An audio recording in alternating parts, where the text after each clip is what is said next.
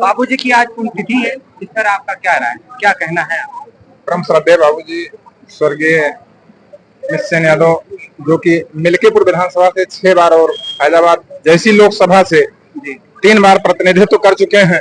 जी मित्रसेन यादव आदरणीय बाबूजी उस सामंती ताकतों का सामना करके उस जलजलाते जमाने में यहाँ के लोगों को आजादी दिलाने का काम किए हैं। जो हम लोग उठते बैठते बोलते चालते रहते हैं, वो आदरणीय मिश्र यादव की देन है। हमारी और हमारे जनपद ही नहीं, पूरे पूर्वांचल में ये स्थिति रही है।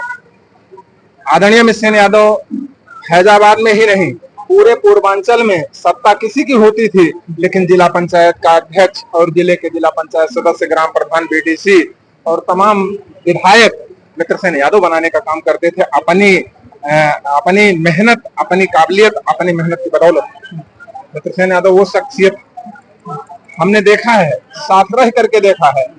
जब सुल्तानपुर जिले के में कम से कम 10 घटनाएं होती हैं, चाहे कामापुर में रघुनाथ यादव हत्याकांड हुआ हो, चाहे बहुरावा में तुलसीराम यादव की हत्या हुई हो, चाहे जजौर पोलिंग पे गोलीकांड हुआ हो, चाहे पीपर गांव में शिव बहादुर सिंह के नाती की हत्या हुई हो, और चाहे फैजाबाद की धरती पर पालपुर चमरोपुर जैसे कांड हुए हों, जहां पर सामंतियों का उत्पीड़न रहा है, बाबू वहां पर कंधे में कंधा गरीबों, दलितों, शोषितों, पीड़ितों को मिला करके आदरणीय मिश्र यादव ने संघर्ष करके न्याय दिलाने का काम किया। यही नहीं है, फैजाबाद का मानीगंज वो विकास खंड है जहां पर अधिकारियों को सजा देने के नाम पर ट्रांसफर किया जाता था। ऐसे विकास खंड में राम प्रगट रावत, उनकी पत्नी, उनकी बुआ जैसे सामान्य सीट पर अनुसूचित जाति के लोगों को ब्लॉक प्रमुख बनाने का काम बाबू मिश्र यादव ने किया।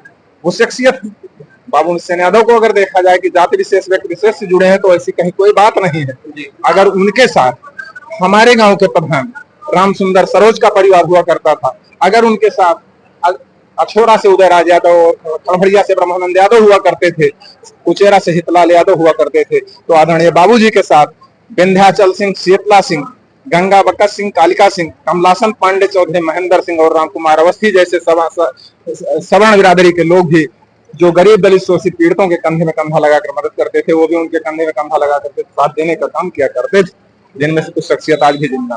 तो मित्रसेन यादव नेता नहीं थे, वो एक विचार थे। वो इस देश, इस पूरे पूर्वांचल की एक महान आत्मा थी। आज भी जब लोग अधिकारियों के सामने बैठते हैं और मित्रसेन यादव के सिपाही होते हैं, तो उनका तेवर बदल जाता है और अधिकारियों से डर और भय का नाम खत्म हो जाता है और अधिकारियों को उस लहजे में काम करने की हिम्मत आती है।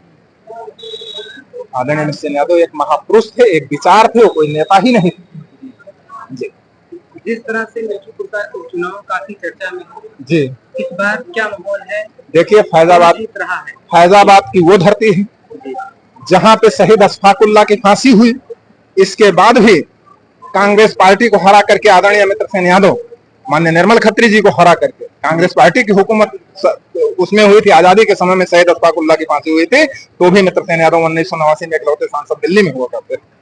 फैजाबाद की वो धरती है जहां पे विनय कटियार ने पूरी मेहनत और शिद्दत के साथ अयोध्या में संघर्ष करने का काम किया। इसके बावजूद आदरणीय मित्रसेन यादव अपनी मेहनत और खूबी की बदौलत लोकसभा में प्रतिनिधित्व करने का काम विनय कटियार को हरा करके किया है। फैजाबाद किसी की बपौती नहीं है और फैजाबाद में ही मिल्कीपुर विधानसभा भी है। यह किसी की बपौती नहीं है, जो यहाँ न्याय संगत होगा। मित्रसेन यादव, अभी मैंने कहा, वो एक ऐसे व्यक्ति थे, यहाँ लोग अपने बेटे के लिए टिकट मांगते हैं, यहाँ लोग अपने भाई और बीवी के लिए टिकट मांगते हैं, लेकिन मित्रसेन यादव ने, हम लोगों ने वो दिन देखा है कि जब नेता मुलायम सिंह के सामने मित्रसेन यादव बैठे और वहां बात आई कमलासन पांडे, राम तीरथ सिंह चौधरी, महेंद्र सिंह की, आनंद सेन यादव की बात आई, तो उन्होंने सबको इग्नोर करते हुए रामचंद्र यादव के लिए टिकट की मुहर लगाई और रामचंद्र यादव को उपचुनाव में विधायक बनाया था। इसलिए मिल्कीपुर की बहादुर जनता ने वोट दे करके बाबूजी के साथ कंधे में कंधा मिलाकर रामचंद्र यादव को विधायक बनाया था। तो उसी तरह से इस बार भी उपचुनाव होने जा रहा है। जो मिल्कीपुर के जनता के दुख दर्द को समझेगा, यहाँ राजा का बेटा राजा नहीं होगा, हम इसके लिए कोई गारंटी नहीं ले सकते हैं, चाहे वो जिस दल का। जो मिल्कीपुर की जनता का साथ देगा, जो ये सरकारी नौकरी नहीं प्राइवेट नौकरी मिली है, हर घर में चौकीदार पैदा हुए हैं, जो पूरी रात शहर से छुट्टी आते हैं तो अपनी पत्नी और बच्चों के बीच में ना सो करके खेत खरियानों में सोते हैं, उससे निजात दिलाने का काम करेगा। जो इन तमाम आताताइयों से, जिस तरीके से चंद्र दिनों में फैजाबाद की हुकूमत बदली और यहाँ तानाशाही ताकत पैदा होने का काम कर रही है, इनको मुंहतोड़ जवाब देने का काम करेगा।